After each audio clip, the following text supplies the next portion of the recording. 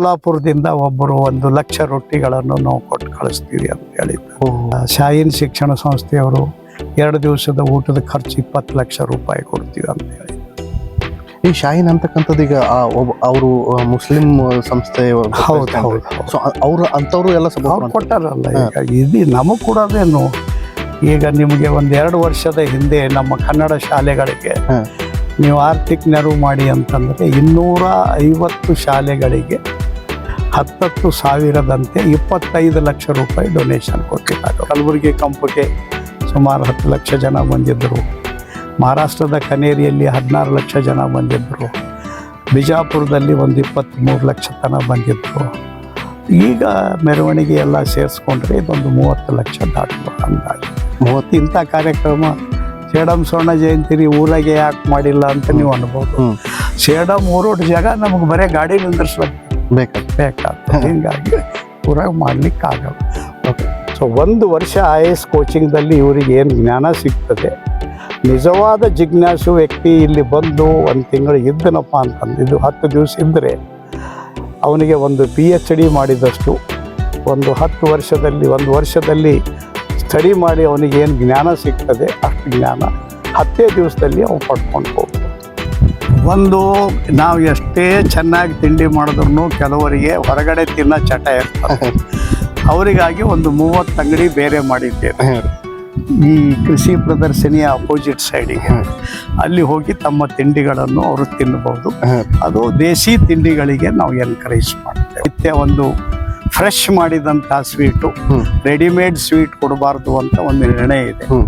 ಯಾರಾದರೂ ದಾನವಾಗಿ ತಂದು ಕೊಟ್ಟರೆ ಅದನ್ನು ಖರ್ಚು ಮಾಡಬಹುದು. ನಾವು ಮಾತ್ರ ನಿತ್ಯ ಒಂದು ಸ್ವೀಟು, ಚಪಾತಿ, ಅನ್ನ, ಕಾಯಿ ಪಲ್ಯ, ಬ್ಯಾಳಿ, ಈ 5 ಐಟಮ್ ಮತ್ತು ಪ್ರತಿನಿತ್ಯ ಕೊಡಬೇಕು. रूढ़ियों को तोड़ दो, परंपराएं मोड़ दो, जिसमें देश का भला न वह भी काम छोड़ दो, रूढ़ियों को तोड़ दो. ಸ್ವಲ್ಪ ಇರ್ತದೆ, ಅದು ಟೋಟಲಿ ರಿಕವರಿ ಆಗ್ಬೇಕಾದ್ರೆ it is A 3 month process. But he will be ವರ್ಕೇಬಲ್ man in 1 month. ಭಾಳ ಚಲೋ ಐತ್ರಿ. ನಾವೇನು ಬೆಂಗಳೂರು ಹಾಸ್ಪಿಟಲ್ ಸೇರಿಸಿವಲ್ಲ, ಅಲ್ಲಿಂದ 1 ತಿಂಗಳು, ಇಲ್ಲಿಂದ ಒಂದು 4-5 ದಿವಸ ತೆಗೆದ್ರೆ 35-36 ಡೇಸ್ ಅಂತ ತಿಳ್ಕೊರಿ. ಕಂಪ್ಲೀಟ್ ಕೃಷಿಗೆ ಸಂಬಂಧಪಟ್ಟಿದ್ದೆ. ಅದರಲ್ಲಿನೇ ಮತ್ತು ಮಾರಾಟ ಮಳಿಗೆ ಇತ್ಯಾದಿ ಇರ್ತದೆ. ಆ ರೋಡಿನ ಅಚ್ಚಗಡಿ ಏನಿರ್ತದಲ್ಲ, ಇದು ಜಸ್ಟ್ ಅಪೋಸಿಟ್ ತಿಂಡಿ ದಿನಸುಗಳು ಇತ್ಯಾದಿ ಇರ್ತದೆ. ರೈಟ್ ಸೈಡಿಗೆ ಏನು ದೊಡ್ಡ ಗ್ರೌಂಡ್ ಅದಲ್ಲ, ನಾವೇನು ಸ್ವಯಂ ಉದ್ಯೋಗದ ಮಳಿಗೆ ಬಿಟ್ರೆ ಇದು ಮೇನ್ ಫಂಕ್ಷನ್ ಹಾಲ್. ಈ ಕೃಷಿ ಹೊಂಡ ಇಷ್ಟು ಸಾಕತ್ರಿ? ಇದು ಎಷ್ಟು ಪೂರ್ತಿಯಾಗಿ ಸಾಕಾಗ್ತದೆ. 11 ಎಕರೆ ಪ್ರದೇಶದಲ್ಲಿ ಕೃಷಿ ಇದರ ತಯಾರಿ ನಡೆದಿದೆ. ಬೇರೆ ಬೇರೆ ಪ್ಲಾಟ್ಸ್ ಇದೆ. ಒಟ್ಟು ಒಂದು 64 ಪ್ರಕಾರದ ತಳಿಗಳು ಇದರಲ್ಲಿ ಕಾರ್ಯಕ್ರಮದ ಸಮಯದಲ್ಲಿ ಸಿದ್ಧವಾಗಿರ್ತವೆ, ಜನರಿಗೆ ಬಂದವರಿಗೆ ನೋಡ್ಲಿಕ್ಕೆ. ಈಗ ಆಲ್ರೆಡಿ ಬಿತ್ತೋದು ನಡೆದವ್ರಿ? ನಡೆದಿದೆ. ಈಗ ಸಸಿ ನಡುವಿಕೆ ಕಾರ್ಯಕ್ರಮ, ಇದು ಪೂನಾದಿಂದ ತರಿಸಿರ್ತಕ್ಕಂಥ ಸಸಿ ತಳಿಗಳಿವೆ. ಈಗ ಅದನ್ನು ಈಗೇನು ಪ್ಲಾಸ್ಟಿಕ್ ಹಾಕ್ಯಾರಲ್ಲ, ಅದರಲ್ಲಿ ಬೇರೆ ಬೇರೆ ಬ್ಲಾಕ್ ನಲ್ಲಿ ಬೇರೆ ಬೇರೆ ತಳಿಗಳನ್ನು ಪ್ಲಾಂಟ್ ಮಾಡ್ತಾರೆ ಅವರು. ಅಂದ್ರೆ ಈಗ ನಮಗೆ ವಿಶೇಷವಾಗಿ ಸಿಗ್ತಕ್ಕಂಥ ಪ್ಲಾಂಟ್ಸ್ ಯಾವ್ಯಾವ್ರಿ ಈಗ ಇಲ್ಲಿ ಬಂದವರಿಗೆ? ಇದು ನಾ ಹೇಳದ್ನಲ್ಲ, ಹಣ್ಣು, ಹಂಪಲು, ತರಕಾರಿ, ದವಸ ಧಾನ್ಯ ಇವೆಲ್ಲವೂ ಇದರಲ್ಲಿ ಬರ್ತವೆ. ಈಗ ಅವಂತೂ ಕಾಮನ್ ಆಗಿ ನಮ್ಮ ಭಾಗದಲ್ಲಿ ಬೆಳಿತಕ್ಕಂಥವು ಸಿಗ್ತವ್ರಿ. ಆದರೆ ಬರುವ ರೈತರು ಏನಿರ್ತಾರಲ್ಲ, ಅವ್ರವರಿಗೆ ತಮ್ಮ ಭಾಗದ ಒಂದು ಬೆಳೆ ಅಂತ ಇರ್ತದೆ, ಎಕ್ಸೆಪ್ಟ್ ಮೇನ್ ಕ್ರಾಪ್.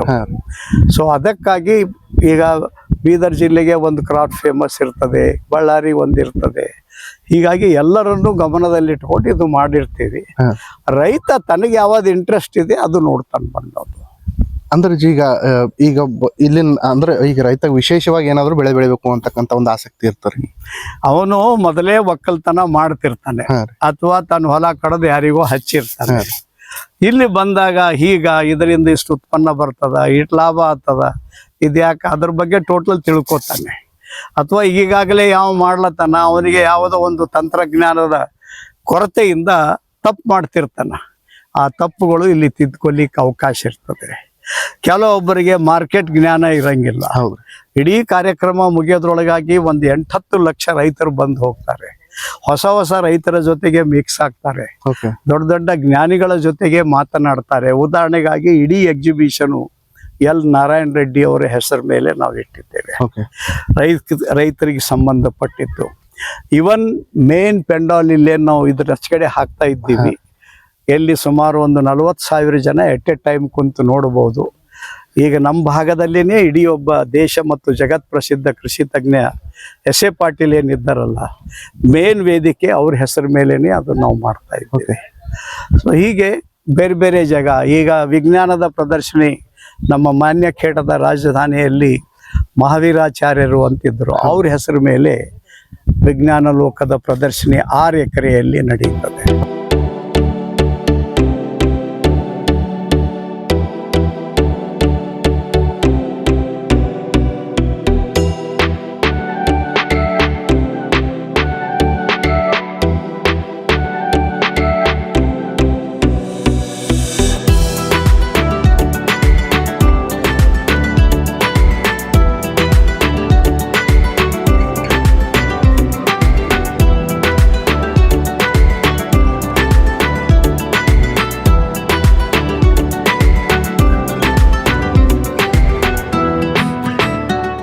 ಫಸ್ಟು ಕೃಷಿ ಇದೆ, ಎರಡನೇದ್ದು ವಿಜ್ಞಾನ ಇದೆ, ಮೂರನೇದ್ದು ಕಲೆ ಇದೆ, ನಾಲ್ಕನೇದ್ದು ಮಕ್ಕಳ ಲೋಕ ಇದೆ, ಐದನೇದ್ದು ಸ್ವಯಂ ಉದ್ಯೋಗ ಇದೆ, ಆರನೇದ್ದು ಸ್ವಂತ ದುಡಿದು ಮಾರುವವರ ವಸ್ತುಗಳ ಪ್ರದರ್ಶನ ಇರ್ತದೆ. ಒಂದು ಆ ಭಾಗದಲ್ಲಿ ಒಂದು ಫುಡ್ ಕೋರ್ಟ್ ಬರ್ತದೆ, ಇನ್ನೊಂದು ಜ್ಞಾನ ಲೋಕ ಬರ್ತದೆ, ಇನ್ನೊಂದು ಸೇವಾ ಲೋಕ ಬರ್ತದೆ, ಮತ್ತೊಂದು ಕಾಯಕ ಲೋಕ ಅಂತ ಅದರ ಪಕ್ಕದಲ್ಲಿ ಬರ್ತವೆ. ಇವೆಲ್ಲವೂ ಸ್ವತಂತ್ರವಾಗಿ ಕೆಲಸ ಮಾಡ್ತವೆ. ಮತ್ತು ಈ ಮೇನ್ ಮಂಟಪದ ಆ ಭಾಗದಲ್ಲಿ ಮೇನ್ ರೋಡಿಗೆ ಸಮೀಪದಲ್ಲಿ ಇನ್ನೂ 2 ಸಭಾ ಮಂಟಪಗಳು ಬರ್ತವೆ. ಒಂದು ಜಂಬಲ್ ದಿನ್ನಿ ಅವ್ರ ಹೆಸರ ಮೇಲೆ, ಅದರಲ್ಲಿ ದಿನ ರಾತ್ರಿ ಕ್ಲಾಸಿಕಲ್ ಸಂಗೀತ ನಡೀತದೆ. ಒಂದು ದಿವಸ ಇಡೀ ಹಬ್ಬದ ದಿವಸದಲ್ಲಿ ಈ ಕವಿಗೋಷ್ಠಿ ನಡೀತದೆ. ಮತ್ತು ಸ್ಥಳೀಯ ಕಲಾವಿದರಿಗೆ ಅವಕಾಶ ಕೊಡಬೇಕು ಅಂತ ಹೇಳಿ ಸ್ಥಳೀಯರು ಒಂದು ನಾಟಕಕ್ಕೆ ಅವಕಾಶ ಕೇಳಿದ್ದಾರೆ. ಕೊನೆ ದಿವಸ ಒಂದು ನಾಟಕ ಪ್ರದರ್ಶನಕ್ಕೆ, ಇದು ನಮ್ಮ ಮಾತೆ ಮಾಣಿಕೇಶ್ವರಿ ಹೆಸರ ಮೇಲೆ ಒಂದು 2,000 ಜನ ಕೂಡುವ ಸಭಾ ಮಂಟಪ ಇದೆ. ಅದರಲ್ಲಿ ಸ್ಥಳೀಯ ಕಲಾವಿದರಿಗೆ ಮೊದಲನೇ ದಿವಸ ಕೊಡ್ತೇವೆ, ಕೊನೆ ದಿವಸ ಕೊಡ್ತೇವೆ. ಅದಕ್ಕಿಂತ ಒಂದು ದಿವಸ ಮುಂಚೆ ಆಳಂದ್ ತಾಲೂಕಾದಲ್ಲಿ ಮಾದನ್ ಹಿಪ್ಪರ್ಗ ಅಂತ ಕೇಳಿರ್ಬೋದು, ಅವರು ಒಂದು ದೊಡ್ಡಾಟದ ಕಾರ್ಯಕ್ರಮವನ್ನು ಕೊಡ್ತಾರೆ. ಅಲ್ಲಿಂದ ಇದೇನು ನಮ್ಮ ಭರತನಾಟ್ಯ ಮತ್ತು ಕ್ಲಾಸಿಕಲ್ ನೃತ್ಯ ಅಂತ ಕರಿತೀವಲ್ಲ, ಅದು ನಾವು ಮೇನ್ ಸ್ಟೇಜ್ ಮೇಲೇನೆ ಮುಂಜಾನೆ ಮತ್ತು ಮಧ್ಯಾಹ್ನ ನಡೆಯುವ ಕಾರ್ಯಕ್ರಮದಲ್ಲಿ ಅದರಿಂದಲೇ ಕಾರ್ಯಕ್ರಮ ಶುರು ಮಾಡ್ತೇವೆ. ಹೀಗಾಗಿ ಕ್ಲಾಸಿಕಲ್ ನೃತ್ಯ ಮಾಡೋರಿಗೆ ಅಲ್ಲಿ ಅವಕಾಶ ಸಿಗ್ತದೆ. ಆಮೇಲೆ ತಲಾಂತರದಿಂದ ಬಂದಿರತಕ್ಕಂತಹ ಜಾನಪದ ಕಲೆ ಇರ್ತವೆ. ಸಂಜೆ 7ರಿಂದ ರಾತ್ರಿ 10ರವರೆಗೆ ತಲಾಂತರದ ಕಲೆಗಳ ಪ್ರದರ್ಶನಿ ಅಲ್ಲಿ ನಡೀತದೆ. ಅದರಲ್ಲಿ ಮಕ್ಕಳ ಕಲೆ ಇತ್ಯಾದಿಗಳ ಜೊತೆಯಲ್ಲಿ ಅದರದ್ದು ಪ್ರದರ್ಶನ ಅಲ್ಲಿ ನಡೀತದೆ. ಈ ಕಲಾ ತಂಡಗಳು ಎಲ್ಲೆಲ್ಲಿಂದ ಯಾವ್ಯಾವ ರೀತಿ ಕಲಾ ತಂಡಗಳು ನಾವು ಇಲ್ಲಿ ನೋಡ್ಬೋದು? ಇದು ವೆರೈಟೀಸ್ ಇವೆ, ಇಷ್ಟೇ ಅಂತ ನಾವು ಹೇಳಲಿಕ್ಕೆ ಆಗಂಗಿಲ್ಲ. ಸ್ಥಳೀಯವಾಗಿವೆ, ಕೆಲವೊಂದು ವಿಶಿಷ್ಟ ತೊಗಲ್ಗೊಂಬೆ ಪ್ರದರ್ಶನ ಅಂತ ಇರ್ತವೆ, ಅಂಥವ್ರು ಬರ್ತಾರೆ. ಚುನಾವಣೆಗ ಅದಕ್ಕೆ ಎಲ್ಲರೂ ಮತ ಹಾಕಲೇಬೇಕಾ? ಹೌದು, ಮತದಾನ ಎಲ್ಲ ಪ್ರಜೆಗಳ ಕರ್ತವ್ಯ. ಇನ್ನೊಂದು ನಮ್ಮ ಕಿನ್ನಾಳ ಗೊಂಬೆ ಅಂತಿದೆ. ಕೆಲವೊಂದು ನಾವು ಇದನ್ನು ಮಕ್ಕಳ ಲೋಕದಲ್ಲಿನೂ ಹಾಕ್ತಾ ಇದ್ದೀವಿ ನಾವು. ಅಂದ್ರೆ ಮಕ್ಕಳಿಗೆ ಎಂಟರ್ಟೈನ್ ಮಾಡುವಂತಹ ಕಲೆ ಇರುವುದರಿಂದ ಇನ್ನೂ ಕೆಲವು ಕಲಾ ತಂಡಗಳು ಮತ್ತು ಮಕ್ಕಳನ್ನು ಸೇರಿಸಿಕೊಂಡು 28ನೇ ತಾರೀಕು ಏನು ಸೇಡಂ ಮತ್ತು ಕಲಬುರಗಿಯಲ್ಲಿ ಮೆರವಣಿಗೆ ನಡೀತದೆ, ಅಂದರೆ ಒಂದು ಶೋಭಾಯಾತ್ರೆ ಏನು ನಡೀತದೆ, ಆ ಶೋಭಾಯಾತ್ರೆಯಲ್ಲಿ ಇವು ವೆರೈಟೀಸ್ ಆಫ್ ತಂಡಗಳನ್ನು ನೀವು ನೋಡಬಹುದು. ನಾನು ತಿಳಿದ ಮಟ್ಟಿಗೆ ಒಂದು 100 ಪ್ರಕಾರದ ವಿವಿಧ, ಅಷ್ಟೇ ಅಲ್ಲ, ನಮ್ಮ ಕಲ್ಯಾಣ ಕರ್ನಾಟಕ ಬಿಟ್ಟು ತೆಲಂಗಾಣ, ಮಹಾರಾಷ್ಟ್ರ ಮತ್ತು ದೇಶದ ಬೇರೆ ಭಾಗಗಳಿಂದಲೂ ಆ ತಂಡಗಳನ್ನು ನೀವು ನೋಡಬಹುದು. ಮತ್ತು ವೇದಿಕೆ ಮೇಲೇನೂ ಅವ್ರ ಪ್ರದರ್ಶನ ಸಿಗ್ತದೆ. ಉದಾಹರಣೆಗಾಗಿ ವಿಶೇಷ ತಂಡಗಳು ಯಾವ್ಯಾವ ಬರ್ತವೆ ಅಂತ ಹೇಳಬೇಕಾದರೆ, ಒಂದು ಕೊನೆ ದಿವಸ ಪ್ರಸಿದ್ಧ ನಾಟಕ ಭಾರತದಲ್ಲಿ ಹಿಂದಿಯಲ್ಲಿ ನಡೀತದೆ, ಚಾಣಕ್ಯನ ಬಗ್ಗೆ. ಮನೋಜ್ ಜೋಶಿ ಅಂತ ಹೇಳಿ ಪ್ರಸಿದ್ಧ, ಅವರು 1100ಕ್ಕಿಂತ ಹೆಚ್ಚಿಗೆ ನಾಟಕ ಪ್ರದರ್ಶನ ಮಾಡಿದ್ದಾರೆ ಮತ್ತು ಅವರಿಗೆ ಪದ್ಮಶ್ರೀ ಅವಾರ್ಡ್ ಇದೆ. ಓಕೆ. ಅವರು ಕೊನೆ ದಿವಸ ನಾಟಕ ಪ್ರದರ್ಶನ ಒಂದು 30 ಜನ ತಂಡದವರೊಂದಿಗೆ ತೆಗೆದುಕೊಂಡು ಅವರು ಮಾಡ್ತಾರೆ. ಅಲ್ಲಿಂದ ನಮ್ಮ ಪ್ರಾಣೇಶ್ ಇದ್ದಾರೆ, ಹಾ. ಗಂಗಾವತಿ ಪ್ರಾಣೇಶು. ಒಂದು ದಿವಸ ಅವ್ರದ್ದು 1.5 ತಾಸಿನ ಅವ್ರದ್ದೊಂದು 3 ಜನರ ಹಾಸ್ಯ ಕಾರ್ಯಕ್ರಮ ಓಕೆ. ಅದರಲ್ಲಿ ಪ್ರದರ್ಶನ ಆಗ್ತದೆ. ಮೈಸೂರಿನ ಅನನ್ಯ ಅಂತಿದ್ದಾರೆ, ಹ್ಮ್. ಅವ್ರದ್ದು 1 ತಾಸಿನ ಕಾರ್ಯಕ್ರಮ ವೇದಿಕೆ ಮೇಲೆ ಹಾ. ಇರ್ತದೆ. ಮೇಲ್ವೇದಿಕೆ ಸಂಗೀತಕ್ಕೆ ಸಂಬಂಧಪಟ್ಟ ಪ್ರಭಾತ್ ಕಲಾವಿದರು ಅಂತ ಇಡೀ ಕನ್ನಡ ನಾಡಿನಲ್ಲಿ ಒಂದು ಪ್ರಸಿದ್ಧ ಕಲಾ ತಂಡ ಇದೆ. ಅವ್ರದ್ದು ಮೇಲ್ವೇದಿಕೆ ಮೇಲೆ 1.5 ತಾಸಿನ ಕಾರ್ಯಕ್ರಮ ಇರ್ತದೆ. ಇನ್ನೊಂದು ನೀವು ಆಳ್ವಾ ನುಡಿಸಿರಿ ಅಂತ ಕೇಳಿರಬಹುದು. ಅವರಲ್ಲಿ ಬರ್ಮಾ, ಲಂಕಾ, ದೇಶದ ಎಲ್ಲ ರಾಜ್ಯಗಳಿಂದ ತಂಡಗಳಿರ್ತವೆ. ಅದು ಸುಮಾರು 3 ತಾಸಿನ ಒಂದು ದಿವಸದ ಫುಲ್ ಕಾರ್ಯಕ್ರಮ ಅವರಿಗಾಗಿರ್ತವೆ. ದೇಶ ಮತ್ತು ದೇಶದ ಬೇರೆ ಬೇರೆ ಜಿಲ್ಲೆ ಮತ್ತು ರಾಜ್ಯ ಮತ್ತು ನಮ್ಮ ಕರ್ನಾಟಕದಿಂದ ನನ್ನ ತಿಳಿದ ಮಟ್ಟಿಗೆ ಮೇನ್ ಸ್ಟೇಜ್ ಮೇಲೆ ಒಟ್ಟಿಗೆ ನಾಟ್ ಲೆಸ್ ದೆನ್ ಕಡಿಮೆ ಅಂದರೆ 4,000 to 5,000 ಮಂದಿಗೆ ಸ್ಟೇಜ್ ಮೇಲೆ ಕಲೆ ಪ್ರದರ್ಶನಕ್ಕೆ ಅವಕಾಶ ಕೊಡ್ತದೆ. ಓಹೋ. ವಿಶೇಷವಾಗಿ ಹೆಚ್ಚಿನ ಆನಂದ ಅಂದರೆ ಶಾಲಾ ಮಕ್ಕಳಿಗೆ ಅನೇಕ ಟ್ಯಾಲೆಂಟ್ ಇರ್ತದೆ, ಅವರಿಗೆ ಎಕ್ಸಿಬಿಷನ್ ಮಾಡಲಿಕ್ಕೆ ಅವಕಾಶ ಸಿಗಂಗಿಲ್ಲ. ನಾವೆಲ್ಲ 5 ನಿಮಿಷ ಟೈಮ್ ಕೊಟ್ಟಿದ್ದೇವೆ. ಹೀಗೆ 100 ತಂಡಗಳಿಗೆ ಇದರದ್ದು ಒಂದು ಅವಕಾಶ ಸಿಗ್ತದೆ ಮತ್ತು ಪ್ರಸಿದ್ಧ ಕಲಾ ತಂಡಗಳಿಂದ ಅವರಿಗೆ ಕಲೀಲಿಕ್ಕೂ ಒಂದು ಅವಕಾಶ ಸಿಗ್ತದೆ. ಅದೇ ರೀತಿ ನೀವು ಕನ್ನಡ ನಾಡಿನ ಜಗತ್ ಪ್ರಸಿದ್ಧ ಜಾದೂಗಾರ ಹೆಸರು ಕೇಳಿರ್ಬೋದು, ಮಂಗಳೂರಿನ ಕುದ್ರೋಳಿ ಗಣೇಶ ಕೇಳಿಸಿ. ಅವರು ಈ ಕಾರ್ಯಕ್ರಮದ ನಿಮಿತ್ತನೇ ಪ್ರಚಾರ ಮಾಡಲಿಕ್ಕೆ ಜನವರಿ 1ನೇ ವಾರದಲ್ಲಿ ಕರ್ನಾಟಕದ ಎಲ್ಲ ಜಿಲ್ಲೆಗಳ ಶಾಲೆಗಳಿಗೆ 10 ದಿವಸ ಪ್ರವಾಸ ಮಾಡ್ತಾರೆ. ಫಸ್ಟ್ JN ತಾಯಂದಿರಿಗೆ ಸಣ್ಣ ಮಕ್ಕಳಿಗೆ ಕಾರ್ಯಕ್ರಮ ಇದೆ. ಅವತ್ತು ಮಧ್ಯಾಹ್ನ ಒಂದು ಜಾದೂ ಕಾರ್ಯಕ್ರಮ ಪ್ರದರ್ಶನ ಮಾಡ್ತಾರೆ ಮತ್ತು ರಾತ್ರಿನೂ ಒಂದು ಜಾದೂ ಕಾರ್ಯಕ್ರಮದ ಪ್ರದರ್ಶನ ಮಾಡ್ತಾರೆ. ಹೀಗೆ ಬದುಕಿನ ಎಲ್ಲ ವಸ್ತುಗಳನ್ನು ಜೋಡಿಸ್ಕೊಂಡು ಏನು ಮನುಷ್ಯನ ಜೀವನಕ್ಕೆ ಅವಶ್ಯಕಿದೆ, ಆನಂದಕ್ಕಾಗಿನೂ ಬಂತು, ಆರೋಗ್ಯಕ್ಕಾಗಿನೂ ಬಂತು, ಆಹಾರಕ್ಕಾಗಿನೂ ಬಂತು, ಜ್ಞಾನ ಅಥವಾ ಶಿಕ್ಷಣಕ್ಕಾಗಿನೂ ಬಂತು. ಇದನ್ನು ಒಂದು ವೈಜ್ಞಾನಿಕವಾಗಿ ಜೋಡಿಸಿದ್ದೇವೆ.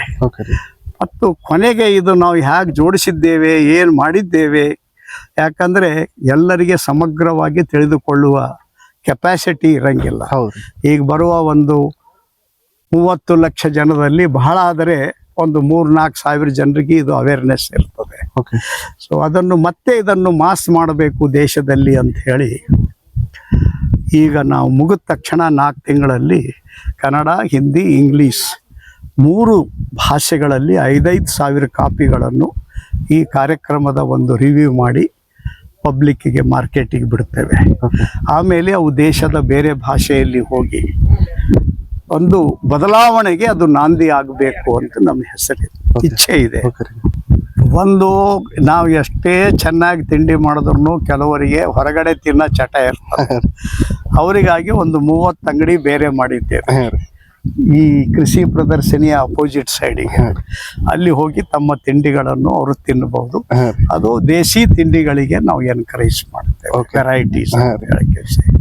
ಬಾಕಿದು ನಮ್ಮಲ್ಲಿನೂ ಏನಪ್ಪ ಅಂದರೆ ನಿತ್ಯ ಒಂದು ಫ್ರೆಶ್ ಮಾಡಿದಂಥ ಸ್ವೀಟು, ರೆಡಿಮೇಡ್ ಸ್ವೀಟ್ ಕೊಡಬಾರ್ದು ಅಂತ ಒಂದು ನಿರ್ಣಯ ಇದೆ.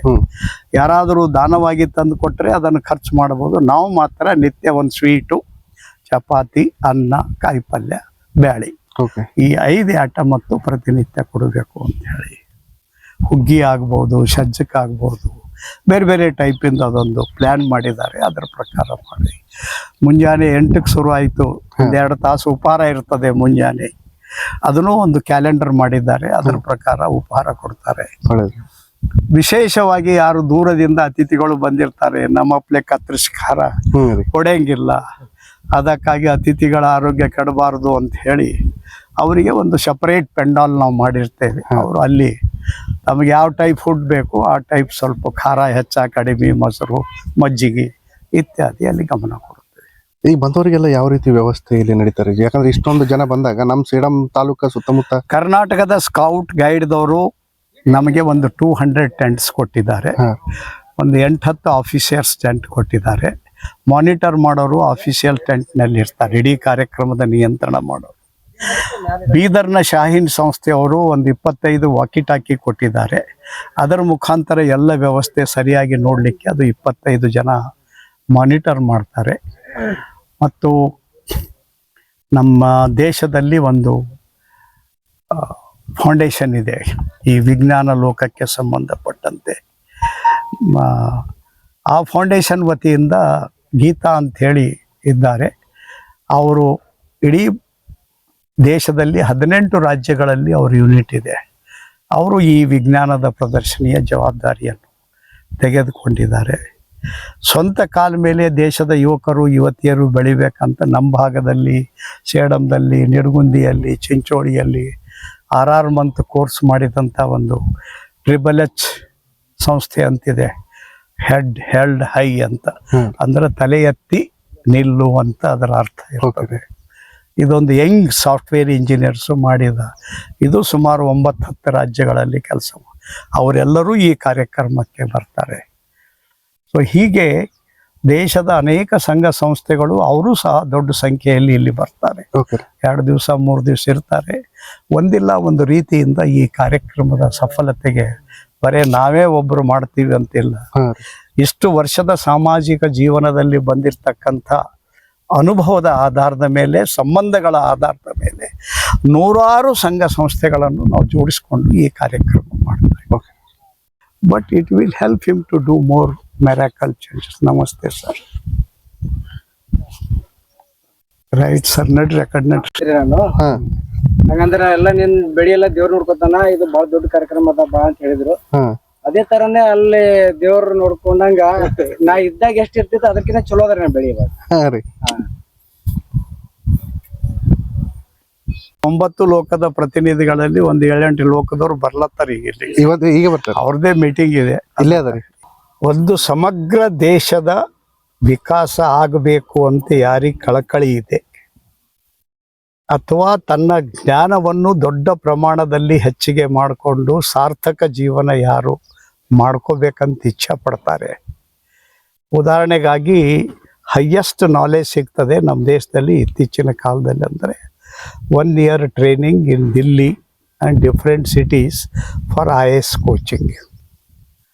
ಸೊ 1 ವರ್ಷ IAS ಕೋಚಿಂಗ್ದಲ್ಲಿ ಇವರಿಗೆ ಏನು ಜ್ಞಾನ ಸಿಗ್ತದೆ, ನಿಜವಾದ ಜಿಜ್ಞಾಸು ವ್ಯಕ್ತಿ ಇಲ್ಲಿ ಬಂದು 1 ತಿಂಗಳು ಇದ್ದನಪ್ಪ ಅಂತಂದು, ಇದು 10 ದಿವಸ ಇದ್ದರೆ ಅವನಿಗೆ ಒಂದು PhD ಮಾಡಿದಷ್ಟು, ಒಂದು 1 ವರ್ಷದಲ್ಲಿ ಸ್ಟಡಿ ಮಾಡಿ ಅವನಿಗೆ ಏನು ಜ್ಞಾನ ಸಿಗ್ತದೆ ಅಷ್ಟು ಜ್ಞಾನ 10 ದಿವಸದಲ್ಲಿ ಅವ್ನು ಪಡ್ಕೊಂಡು ಹೋಗ್ಬೋದು.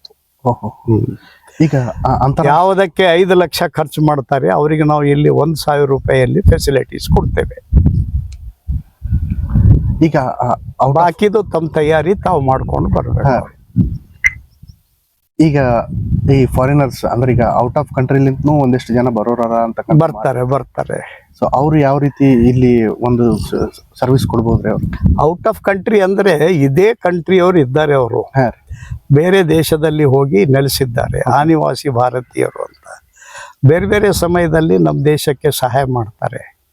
ಉದಾಹರಣೆಗಾಗಿ ನಾವು ಕನ್ನಡದ ಬಗ್ಗೆ ತುಂಬ ಮಾತನಾಡ್ತೇವೆ, ಆದರೆ ಕನ್ನಡ ಒಂದು ಉತ್ತಮ ಶಾಲೆ ಭಾರತ ಬಿಟ್ಟು ಜಗತ್ತಿನಲ್ಲಿ ಎಲ್ಲಾದರೂ ಒಂದು ದೊಡ್ಡ ಶಾಲೆ ಇದೆ ಕನ್ನಡದ್ದು ಅಂತಂದರೆ ಅದು ದುಬೈದಲ್ಲಿದೆ. 40 ಜನ ಶಿಕ್ಷಕರು ಕೆಲಸ ಮಾಡ್ತಾರೆ ದುಬೈದಲ್ಲಿ. That is one of the best Kannada medium school, ಅತಿ ಉತ್ತಮವಾದ ಕನ್ನಡ ಮಾಧ್ಯಮದ ಶಾಲೆ. ಈಗ ಅವ ತನ್ನ ಬದುಕಿನ ಉಸಿರಂತ ಮಾಡಿಕೊಂಡು ಅದು ನಡೆಸ್ತಾನೆ. ನಾವು ನಮ್ಮ ದೇಶದಲ್ಲಿ ಅಷ್ಟು ಕನ್ನಡದ ಬಗ್ಗೆ ಗಮನ ಕೊಡೋಂಗಿಲ್ಲ, ಅದಕ್ಕಿಂತ ಹೆಚ್ಚಿಗೆ ಕೊಡ್ತಾರೆ. ಅವರಿಗೆ ಇಲ್ಲಿ ಕರ್ಕೊಂಡ್ಬಂದು ನಾವು ಸನ್ಮಾನ ಮಾಡ್ತೇವೆ ಮತ್ತು ನಮ್ಮ ವಿಶಾಲ ದೃಷ್ಟಿಕೋನವನ್ನು ತೋರಿಸ್ತೇವೆ. ಅದೇ ರೀತಿಯಲ್ಲಿ ಈಗ ಮಾದನ್ ಹಿಪ್ಪರ್ಗ ಅಂತ ಇರ್ಬೋದು, ಶ್ರೀಶೈಲ ಹಾದಿಮನಿ ಅಂತೇಳಿ ಒಬ್ಬ ಅಮೇರಿಕಾದಲ್ಲಿ ಇದ್ದಾರೆ. ಅವ ಅಮೇರಿಕಾದಲ್ಲಿದ್ದನ್ನು ತನ್ನ ಊರಿನಲ್ಲಿ ಒಂದು ಉತ್ತಮವಾದ ಪ್ರೈಮರಿ ಸ್ಕೂಲ್ ಮಾಡಿ ಊರ ಜನರಿಗೆ ತನ್ನ ಋಣ ತೀರಿಸ್ತಕ್ಕಂಥ ಕೆಲಸ ಮಾಡಿದ್ದಾನೆ. ಹಾಗೆ ಕೆಲವರು ಕರೋನಾ ಪೀರಿಯಡ್ದಲ್ಲಿ ಈ ದೇಶಕ್ಕೆ ಹೆಲ್ಪ್ ಮಾಡಿದ್ದಾರೆ. ಈ ರೀತಿ ಯಾರ್ಯಾರು ಈ ದೇಶದ ಬಗ್ಗೆ ಅಟ್ಯಾಚ್ಮೆಂಟ್ ಇಟ್ಕೊಂಡಿದ್ದಾರೆ ಮತ್ತು ತಮ್ಮ ಕೈಲಾದ ಮಟ್ಟಿಗೆ ಒಳ್ಳೇದು ಮಾಡಿದ್ದಾರೆ, ನಮ್ಮ ಸಂಪರ್ಕಕ್ಕೆ ಯಾರು ಬಂದಿದ್ದಾರೆ, ಅದರಲ್ಲಿ ಉತ್ತಮ ಕಂಡವರನ್ನು ಅವರಿಗೆ ಇಲ್ಲಿ ಕರೆದು ಸನ್ಮಾನ ಮಾಡಿ ಈ ವಾತಾವರಣ ತೋರಿಸೋ ಉದ್ದೇಶ ಅಂದರೆ ಯಾರು ಇಲ್ಲಿ ಬರ್ತಾರಲ್ಲ ಒಳ್ಳೆಯ ಕೆಲಸ ಮಾಡೋರ್ದು ಆತ್ಮವಿಶ್ವಾಸ ಹೆಚ್ಚಾಗುತ್ತದೆ. ಓಕೆ. ಏನೇನು ಈ ದೇಶದಾಗ ಬದಲಾವಣೆ ಆಗಂಗಿಲ್ಲಪ್ಪ, ಪೂರ ಹಾಳಾಗಿ ಹೋಗ್ಯದಂತ ಅನ್ನುವವರಿಗೆ ಇನ್ನ ದೇಶ ಪೂರ ಸತ್ತು ಹೋಗಿಲ್ಲ, ಒಳ್ಳೆಯ ಜನ ಸಾಕಷ್ಟು ಇದ್ದಾರೆ ಅಂತ ಅವರಿಗೆ ಒಂದು ಮತ್ತೆ ಸತ್ಯದ ಬಗ್ಗೆ ಒಂದು ನಂಬಿಕೆ ಹುಟ್ಟಿಸ್ಲಿಕ್ಕೆ ಸಹಾಯ ಮಾಡುತ್ತದೆ. ಮತ್ತು ಯಾರು ಈಗಾಗಲೇ ಕೆಲಸ ಮಾಡ್ತಾ ಇದ್ದಾರೆ ಅವರಿಗೆ 10 ಪಟ್ಟು 100 ಪಟ್ಟು ಹೆಚ್ಚಿನ ಕೆಲಸ ಮಾಡಲಿಕ್ಕೆ ಪ್ರೇರಣೆ ಕೊಡ್ತದೆ. ಇದೇ ನಮ್ಮ ಇಡೀ ಕಾರ್ಯಕ್ರಮದ ಥೀಮ್ ಅಂದರೆ. ಇದು ಎಷ್ಟು ಜನ ಅಂತ ಹೇಳೋದು ಕಷ್ಟ. ಇಡೀ ದೇಶದಲ್ಲಿ ಕೆಲಸ ನಡೆದಿದೆ, ಅದರಲ್ಲಿ ಒಂದು 400-500 ಜನ ಮಾಡ್ತಾ ಇದ್ದಾರೆ. ನಮ್ಮ ಕಲ್ಯಾಣ ಕರ್ನಾಟಕದಲ್ಲಿ ಸುಮಾರು ಒಂದು 500-600 ಜನ ಈ ಪ್ರಾಜೆಕ್ಟ್ ಜೊತೆಗೆ ಸೇರಿಕೊಂಡು ಕೆಲಸ ಮಾಡ್ತಾ ಇದ್ದಾರೆ. ಇದನ್ನು ಮಾನಿಟರ್ ಮಾಡುವ ದೃಷ್ಟಿಯಿಂದ ಕಲಬುರಗಿಯಲ್ಲಿ ಒಂದು ಕಾರ್ಯಾಲಯ ಇದೆ, ಅಲ್ಲಿ ಸುಮಾರು ಒಂದು 20-25 ಜನ ಕೆಲಸ ಮಾಡ್ತಾರೆ. ಸೇಡಂದಲ್ಲಿನೂ ಒಂದು ಕಾರ್ಯಾಲಯ ನೀವು ನೋಡಿದ್ದೀರಿ, ಅಲ್ಲಿನೂ ಒಂದು 20-25 ಜನ. ಅದು ಬಿಟ್ಟರೂ ನಮ್ಮ ಕೊತ್ತಲ ಬಸವೇಶ್ವರ ಶಿಕ್ಷಣ ಸಮಿತಿಯ ಸ್ವರ್ಣ ಜಯಂತಿ ಇರೋದರಿಂದ ನಮ್ಮ ಶಾಲೆಯ ಎಲ್ಲ ಪ್ರಕಲ್ಪಗಳು ಪ್ಲ್ಯಾನ್ ಮಾಡಿಕೊಂಡು ಇನ್ನೂ ಅನೇಕ ಪೂರ್ವ ತಯಾರಿ ಕೆಲಸಗಳಿವೆ. ಅದರಲ್ಲಿ ಎಲ್ಲ ಶಿಕ್ಷಕರು ಎಲ್ಲ ವಿದ್ಯಾರ್ಥಿಗಳನ್ನು ನಾವು ತೊಡಗಿಸಿದ್ದೇವೆ. ಈಗ 1000 ಕಂಠದಿಂದ ಹಾಡ್ತಕ್ಕಂಥ ಒಂದು ಕಾರ್ಯಕ್ರಮ. ರೇಣುಕಾ ತಾಳೇಪಲ್ಲಿ ಫಸ್ಟ್ ಬ್ಯಾಚ್ ಸ್ಟೂಡೆಂಟ್ ಇದ್ದಾಳೆ, ಅವಳು ಬಂದು ಎಲ್ಲ ಮಕ್ಕಳಿಗೆ ಕಲಿಸಿ ಹೋಗಿದ್ದಾಳೆ, ಮತ್ತೊಂದು ತಯಾರಿ ಮಾಡ್ತಾರೆ. ಅದರಿಂದ ನಿತ್ಯ ಕಾರ್ಯಕ್ರಮ ಪ್ರಾರಂಭವಾಗುತ್ತದೆ. ಇದಲ್ಲದೆ ನಮ್ಮ ಇಡೀ ಕಲ್ಯಾಣ ಕರ್ನಾಟಕದಲ್ಲಿ ಕನಿಷ್ಠ ಒಂದು 20 ತಾಲೂಕುಗಳು ಹೀಗಿವೆ, ಎಲ್ಲಿ ಎಲ್ಲ ಹಳ್ಳಿಗಳಿಗೆ ಜನರಿಗೆ ಬರುವ ಹಾಗೆ ಪ್ರೇರಣೆ ಕೊಡುವ ಒಂದು ಪ್ರಯತ್ನ ನಡೆದಿದೆ.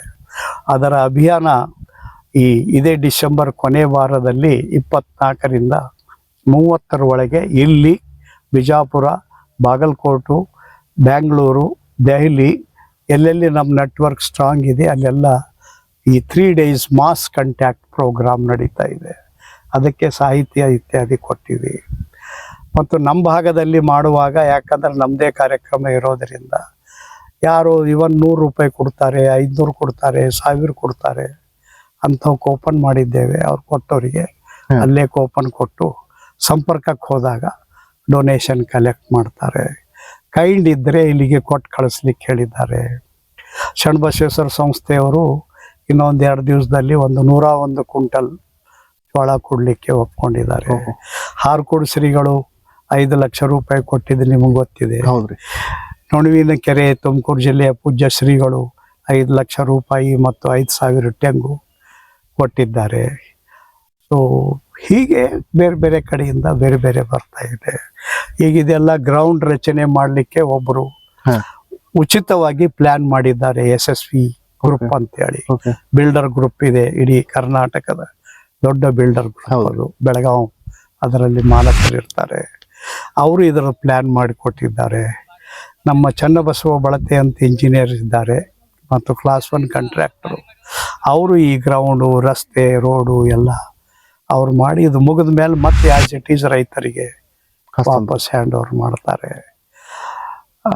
ಈಗ ಸೋಲಾಪುರದಿಂದ ಒಬ್ಬರು 1 ಲಕ್ಷ ರೊಟ್ಟಿಗಳನ್ನು ನಾವು ಕೊಟ್ಟು ಕಳಿಸ್ತೀವಿ ಅಂತ ಹೇಳಿದ್ದಾರೆ. ಸೊ ಹೀಗೆ varieties of cooperation. 1 lakh, 2 lakh.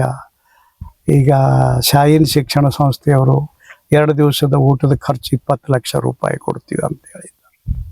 ಈ ಶಾಹಿನ್ ಅಂತಕ್ಕಂಥದ್ದು ಈಗ ಅವರು ಮುಸ್ಲಿಂ ಸಂಸ್ಥೆ, ಅವರು ಅಂತವ್ರು ಎಲ್ಲ ಸಪೋರ್ಟ್ ಕೊಟ್ಟಾರಲ್ಲ. ಈಗ ಇದು ನಮಗ್ ಕೊಡೋದೇನು, ಈಗ ನಿಮಗೆ 1-2 ವರ್ಷದ ಹಿಂದೆ ನಮ್ಮ ಕನ್ನಡ ಶಾಲೆಗಳಿಗೆ ನೀವು ಆರ್ಥಿಕ ನೆರವು ಮಾಡಿ ಅಂತಂದ್ರೆ 250 ಶಾಲೆಗಳಿಗೆ 10 ಸಾವಿರದಂತೆ 25 ಲಕ್ಷ ರೂಪಾಯಿ ಡೊನೇಷನ್ ಕೊಟ್ಟಿದ್ದಾರೆ ಅವರು, ಶಾಹಿನ್ ಶಿಕ್ಷಣ ಸಂಸ್ಥೆಯವರು. ಇದು ಮೇನ್ ಉದ್ದೇಶನೇ ಇರೋದಿಷ್ಟು. ನಾವು ಬಾಯಿಯಿಂದ ಒಂದು ಮಾತಾಡ್ತೀವಿ, ಬದುಕೋದು ಸುಳ್ಳು ಬದುಕ್ತೀವಿ. ಸತ್ಯದ ಕಡೆಗೆ ತೆಗೆದುಕೊಂಡು ಹೋಗಲಿಕ್ಕೆ ರಾಷ್ಟ್ರ ಮಟ್ಟದಲ್ಲಿ ನಡೀತಕ್ಕಂಥ ಇದೊಂದು ದೊಡ್ಡ ಪ್ರಯತ್ನ. ಯಾಕಂದ್ರೆ ವಿರಾಟ ಸ್ವರೂಪ ಕೊಟ್ಟಾಗ ಮನುಷ್ಯ ಸ್ವಲ್ಪ ಬದಲಾಯಿಸ್ತಾನೆ. ಚುಟ್ಕ ಪುಟ್ಕ ನೋಡಿದ್ರೆ ಇದೇನು ಆಗ್ಲಾರ್ದಂತ ಮತ್ತೆ ತನ್ನ ಹಳೆ ಹಾದಿ ಗಡಿತಾನೆ. ಆದರೆ ಇಲ್ಲಿ ಸ್ವಲ್ಪ ಆದರೂ ಮನುಷ್ಯತ್ವ ಇತ್ತಪ್ಪ ಅಂದರೆ ಒಂದು ಕ್ಷಣ ಹೊತ್ತು ಹಿಡಿದು ನಿಲ್ಲಿಸುತ್ತದೆ. ಬೇರೆ ಬೇರೆ ಜನ ಕಲಾವಿದರು ಈಗ ಸಣ್ಣ ಮಕ್ಕಳಿಗೆ ಸೋಮನಾಥನ್ ಅಂತೇಳಿ ಏನಿದ್ದಾರೆ, ಚಂದ್ರಯಾನದ ವಿಜ್ಞಾನಿ, ಇಸ್ರೋ ಅಧ್ಯಕ್ಷರು, ಅವರಿಗೆ ನೋಡ್ಬೇಕಂತ ಆಸೆ ಇರ್ತದೆ. ಅದೇ ರೀತಿ ಮಹಾರಾಷ್ಟ್ರದಿಂದ ಪ್ರಸಿದ್ಧ ಸಚಿನ್ ತೆಂಡೂಲ್ಕರ್ ಏನಿದ್ದಾರೆ, ಅವರು ಒಂದು ದಿವಸ ಈ ಕಾರ್ಯಕ್ರಮ ಬರ್ತಾರೆ.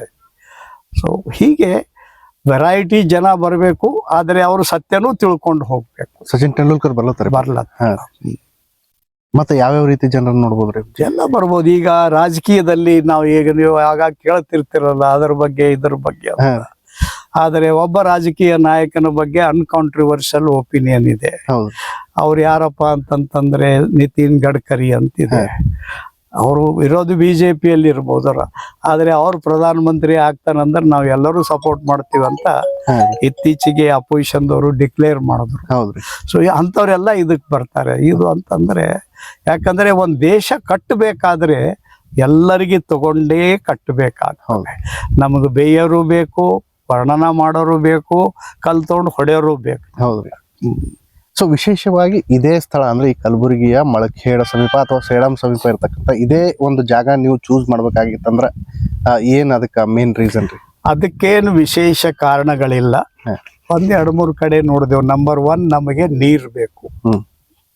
ನಂಬರ್ 2 ರೋಡ್ ಕನ್ವೀನಿಯಂಟ್ ಬೇಕು. ಒಂದು ಆ ಕಡೆ ನೋಡಿದೆವು, ಎಲ್ಲಿ ಸೇಡಂ ಟು ಚಿಂಚೋಳಿ ರೂಟಿಗೆ ಆ ನದಿ ದಂಡಿ ಮೇಲೆ ಸೂಟ್ ಆಗ್ತದೇನೋ ಅಂತೇಳಿ. ಆದರೆ ಮತ್ತೆ ಬಂದವರಿಗೆ ಮೇನ್ ರೂಟ್ ಬಿಟ್ಟು ಒಳಗೆ ಹೋಗ್ಬೇಕಾಗುತ್ತದೆ, ಸರಿ ಇಲ್ಲ ಅಂತ ಅನಿಸ್ತು. ಆಮೇಲೆ ಸೇಡಂ ಮತ್ತು ನೀಲಹಳ್ಳಿ ನಡುವೆ ನೋಡಿದೆವು, ಅಲ್ಲಿ ಸ್ವಲ್ಪ ನೀರಿನ ರಿಸೋರ್ಸು ಇತ್ಯಾದಿ ಸ್ವಲ್ಪ ದೂರ ಅಂತ ಅನಿಸ್ತಿತ್ತು. ಈಗ ಇಲ್ಲಿಂದ ನಮ್ಮ ಕಾರ್ಯಕ್ರಮ ಮುಗಿದ ಪಾಯಿಂಟ್ನಿಂದ ಕೇವಲ 2 ಮೀಲ್ ಸ್ಟೋರ್ ಒಳಗೆ ನಮ್ಮ ಕಾಗಿನಾ ನದಿ ನೀರು ಬೇಕಾದಷ್ಟು ಡ್ಯಾಮ್ನಲ್ಲಿ ಸ್ಟೋರೇಜ್ ಸಿಗ್ತದೆ. ಯಾಕಂದರೆ ಇಂಥ ದೊಡ್ಡ ಕಾರ್ಯಕ್ರಮ ಮಾಡಿದಾಗ ನಮಗೆ ಬೇಕಾಗೋದು water resources main. Okay. So ಅದನ್ನು ಗಮನ ಮಾಡಿದೆವು. ಮತ್ತು 3 ಕಿಲೋಮೀಟರ್ ಒಳಗೆ ಮೇನ್ ರೋಡ್ ಇದೆ. ಸೊ ಇದು ಗಮನ ಇಟ್ಕೊಂಡು ಮಾಡಿದ್ದೇವೆ. ಮತ್ತು ಇಂಥ ಕಾರ್ಯಕ್ರಮ ಸೇಡಂ ಸ್ವರ್ಣ ಜಯಂತಿ ಊರಾಗೆ ಯಾಕೆ ಮಾಡಿಲ್ಲ ಅಂತ ನೀವು ಅನ್ಬೋದು. ಸೇಡಂ ಊರೋಡ್ ಜಾಗ ನಮಗೆ ಬರೀ ಗಾಡಿ ನಿಂದ್ರಿಸ್ಲಾಕ್ಬೇಕು ಬೇಕಾಗ್ತದೆ. ಹಿಂಗಾಗಿ ಊರಾಗ ಮಾಡ್ಲಿಕ್ಕೆ ಆಗಲ್ಲ. ಊರಾಗ ಏನಾರ ಮಾಡಿದೆವು ಅಂದ್ರೆ ಹೊಸ ಮಂದಿ ನಮ್ಗೆ ಕಲ್ ತಗೊಂಡು ಹೊಡೆದು ಕಲಾಸೆ ಮಾಡುತ್ತೆ. ಇದು ಈ ರೀತಿ ಕಾರ್ಯಕ್ರಮ ಮಾಡಿದ ಅನುಭವ ಇದ್ದವ್ರಿಗೆ ಗೊತ್ತಾಗುತ್ತೆ. ಮತ್ತೆ ನಾವು ಇದೇ ಮೊದಲನೇ ಬಾರಿ ಮಾಡಿದ್ದೇವೆ ಅಂತ ಏನಿಲ್ಲ. ಕಲಬುರಗಿ ಕಂಪಕ್ಕೆ ಸುಮಾರು 10 ಲಕ್ಷ ಜನ ಬಂದಿದ್ರು. ಮಹಾರಾಷ್ಟ್ರದ ಕನೇರಿಯಲ್ಲಿ 16 ಲಕ್ಷ ಜನ ಬಂದಿದ್ರು. ಬಿಜಾಪುರದಲ್ಲಿ ಒಂದು 23 ಲಕ್ಷ ತನ ಬಂದಿದ್ರು. ಈಗ ಮೆರವಣಿಗೆ ಎಲ್ಲ ಸೇರಿಸ್ಕೊಂಡ್ರೆ ಇದೊಂದು 30 ಲಕ್ಷ ದಾಟುವ ಅಂದಾಜು. 30 ಲಕ್ಷ ಜನ 9 ದಿನ ಬರ್ತಾರೆ. ಒಂದು 10 ದಿನ ಅಂತ ತಿಳ್ಕೊರಿ, 10 ಡೇಸ್ನಲ್ಲಿ. ಅಷ್ಟೇ ಅಲ್ರಿ, ಇದು ಕೊನೆ ನೀವು 5 ದಿನ ಇಲ್ಲಿ ಬಂದು ಕೂಡ್ರಿ. ದಿನ 10,000 ಮಂದಿ ಬರ್ತಾರೆ. 10, 15, 20 ಸುಮ್ಮನೆ ನೋಡ್ಲಿಕ್ಕೆ ಬರ್ತಾರೆ. ಕಾರ್ಯಕ್ರಮ ಭಾಗವಹಿಸೋದು ದೂರ ಉಳಿತು. ಆ ರೀತಿ ವಾತಾವರಣ ಕ್ರಿಯೇಟ್ ಆಗ್ತದೆ. ಒಂದು ಸಾಂಸ್ಕೃತಿಕವಾಗಿ ಹೃದಯ ಉಕ್ಕಿ ಬರುವ ರೀತಿಯಲ್ಲಿ ಈ ನಗರ ರಚನೆ ಆಗಿರ್ತದೆ. ಸ್ವಲ್ಪನೂ ಮಾನವೀಯ ಸ್ಪಂದನೆ ಇದೆ ಅಂದ್ರೆ ಅದು ಆ ಮನುಷ್ಯನನ್ನು ಹಿಡದೇ ಬಿಡುತ್ತದೆ. ಇಲ್ಲಿ ಇನ್ಯಾವುದರ ಕುಡಿದು ನಶೆದಾಗಿದ್ನಂದ್ರೆ ಗೊತ್ತಾಗಕ್ಕೆ. ಮೊದಲನೇದ್ದು ಜನರಲ್ಲಿ ವಿನಂತಿ ಅಂದ್ರೆ ನಮ್ಮ ದೇಶ ಒಳ್ಳೇದಾಗಬೇಕು, ಸಮಾಜ ಒಳ್ಳೇದಾಗಬೇಕು, ಜನ ಒಳ್ಳೇದಾಗಬೇಕು, ಮಕ್ಕಳಿಗೆ ಒಳ್ಳೆಯ ಶಿಕ್ಷಣ ಸಿಗಬೇಕು, ಸ್ವಾಭಿಮಾನಿ ಮಕ್ಕಳು ಬೆಳಿಬೇಕು, ತಿಳಿದಿಲ್ಲ ದುಡಿದು ಬದುಕೋರ ಸಂಖ್ಯೆ ಹೆಚ್ಚಾಗಬೇಕು. ದುಡಿಮೆ ಸತ್ತೋದ್ರೆ ದೇಶ ಸತ್ತೋಗುತ್ತದೆ. ಮತ್ತು ಒಳ್ಳೆಯ ಅನ್ನ ತಿನ್ನಬೇಕು, ಒಳ್ಳೆಯ ಗಾಳಿ ಬೇಕು, ಒಳ್ಳೆಯ ನೀರು ಬೇಕು. ಬಾಯಿ ನಿಂತ ಮಾತಾಡ್ತೀವಿ, ನಿತ್ಯ ಕೆಟ್ಟದ್ದು ಮಾಡ್ಕೊತಾ ಹೊಂಟಿವಿ. ಅದಕ್ಕೆ ಒಂದು ಒದ್ದು ಧಕ್ಕಿ ಹೊಡೆದು ಒಂದು ಹೊಸತನದಕ್ಕೆ ಕರ್ಕೊಂಡು ಹೋಗ್ಲಿಕ್ಕೆ ಇದು ಬಿಗ್ಗೆಸ್ಟ್ ಎಫರ್ಟ್ ಈ ದೇಶದಲ್ಲಿ ಅಂತ ಹೇಳ್ಬೋದು ನಾವು. ಇದಕ್ಕೆ ನಮಗೆ ಪ್ರೇರಣೆ KN ಗೋವಿಂದಾಚಾರ್ಯರು. ಅವರ ರಾಜಕೀಯವನ್ನು ಬಿಟ್ಟು ಪ್ರಕೃತಿ ಕೇಂದ್ರಿತ ವಿಕಾಸ ಅಂದ್ರೆ ನೆಲ, ಜಲ, ಪಶು, ಪಕ್ಷಿ, ಗಿಡ, ಗಂಟೆ ಇವು ಶುದ್ಧವಾಗಿದ್ದು ಅಂದರೆ ಮನುಷ್ಯ ಸುಸಂಸ್ಕೃತನಾಗಿರ್ತಾನೆ. ಪ್ರಕೃತಿ ಹಾಳಾಯಿತು ಅಂದರೆ ಮನುಷ್ಯ ರಾಕ್ಷಸನಾಗುತ್ತಾನೆ. ಮತ್ತಿದು ಎರಡೂ ಮನುಷ್ಯನ ಕೈಯಲ್ಲಿದೆ. ಆ ಮನುಷ್ಯನಿಗೇನೆ ಒಂದು ಪಾಠ ಕೊಡುವ ಉತ್ತಮ 9 ದಿವಸದ ಶಾಲೆ ಇದಾಗಿರ್ತದೆ. ದೊಡ್ಡ ಪ್ರಮಾಣದಲ್ಲಿ ಬರಬೇಕು. ಇದರಲ್ಲಿ ಸ್ನಾನ ಮಾಡಿ ರೈತರು ಬನ್ನಿ, ಮಾತೆಯರು ಬನ್ನಿ, ಸಂತರು ಬನ್ನಿ, ಧಾರ್ಮಿಕ ವ್ಯಕ್ತಿಗಳು ಬನ್ನಿ, ಆರೋಗ್ಯದ ಬಗ್ಗೆ ಕಾಳಜಿ ಇರುವವರು ಬನ್ನಿ, ಯುವಕರು ಬನ್ನಿ. ನಮ್ಮೂರು ಚಲೋ ಆಗಬೇಕು, ನಮ್ಮ ತಾಲೂಕಾ ಚಲೋ ಆಗಬೇಕು. ಬರೀ ಬಾಯಿಯಿಂದ ಮಾತಾಡ್ತೀವಿ, ಚಲೋ ಹೆಂಗೆ ಮಾಡ್ಬೇಕಂಬುದು ಗೊತ್ತಿರಲ್ಲ. ಆ ಜಿಜ್ಞಾಸೆ ಇದ್ದವರಿಗೆ ಇಲ್ಲೊಂದು ದೊಡ್ಡ ಬೆಳಕಿನ ಕಿಡಿ ಕಾಣುತ್ತದೆ, ಇಷ್ಟು ಹೇಳ್ಬೋದು. ಇಲ್ಲಿಂದ ಏನೇನ್ ತಗೊಂಡು ಹೋಗ್ಬೋದ್ರಿ ಬಂದವರು? ಅದು ಎಷ್ಟು ಬೇಕಾಷ್ಟು ತುಂಬ್ಕೊಂಡು ಹೋಗ್ಬೋದು. ಹಾ ರೀ. ಸಮುದ್ರಕ್ಕೆ ಹೋಗಿ ಅಥವಾ ಗಂಗಾ ನದಿಯಾಗ ಹೋಗಿ ಏಟ್ ತುಂಬ್ಕೊಂಡು ನಿನಗೆ ಎಷ್ಟು ಗಂಗಾ ಜಲ ಬೇಕು, ನಿನ್ನ ತಾಕತ್ ಇದ್ದೊಟ್ಟು ನೀನು ತುಂಬ್ಕೊಂಡು ಹೋಗು. ಹಾ ರೀ. ಹಂಗಿದೆ. ಇದೇನು ತೂಕದಾಗಿಲ್ಲ, ಇದು ಜ್ಞಾನದಾಗಿದೆ. ಬ್ರೈನ್ ಹಿಂಗಿದೆ ಮನುಷ್ಯಂದು, ಇದನ್ನ ಎಷ್ಟು ಬೇಕು ಅಷ್ಟು ತುಂಬ್ಕೊಂಡು ಹೋಗ್ಬೋದು. ಆದ್ರೆ ತಲೆಗೇನು ಒಂದು ಫಿಕ್ಸೆಡ್ ಬಾಗಿಲು ಇರ್ತದಲ್ಲ, ಆ ಬಾಗಿಲು ಕ್ಲೋಸ್ ಮಾಡಿದ್ರೆ ಬಾಕಿ 100 ಬಾಗಿಲು, 1000 ಬಾಗಿಲು, ಕೋಟಿ ಬಾಗಿಲು ತೆರೀತಾವ. ಅವಾಗ ಏನು ಬೇಕು ಅದು ತುಂಬ್ಕೋಬೋದು. ಆಗ್ತದೆ ನಿಮ್ಗೆ ಎಂಟ್ರಿ ಔಟ್ ಅಂತ ಹೇಳಕ್ಕೆ. ಅವಾಗ ಒಂದು ನಮ್ನ ಇತ್ತು ನಿಮ್ಗೆ. Now you are more clear. ಇದು 2 ಸೈಡ್ ರ್ಯಾಂಪ್ ಇದೆ.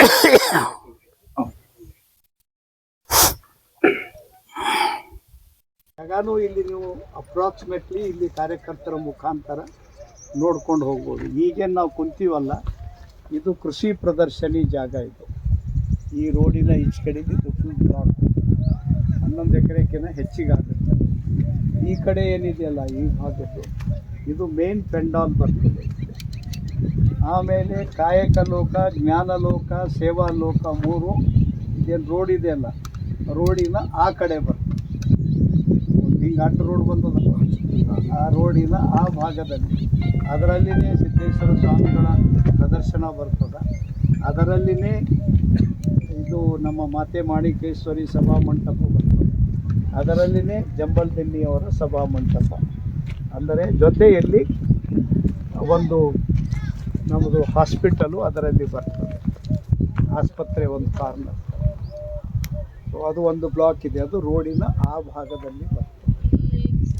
ಇದೇನಿದೆಯಲ್ಲ, ಇದ್ರ ಎದುರುಗಡೆ ಏನು ಭಾಗ ಇದೆ ಅಲ್ಲ, ಈ ರೋಡಿಂದ ಆ ಕಡೆ ಆ ಸೈಡಿಗೂ ಇಷ್ಟೇ ಜಾಗ ಇದೆ. ಒಂದು 2-3 ಸಾವಿರ ಜನ ಇರ್ತಕ್ಕಂಥ ಟೌನ್ಶಿಪ್ ಬರ್ತದೆ. ಮತ್ತು ಏಕ್ದಮ್ ರೋಡಿನ ಎದುರ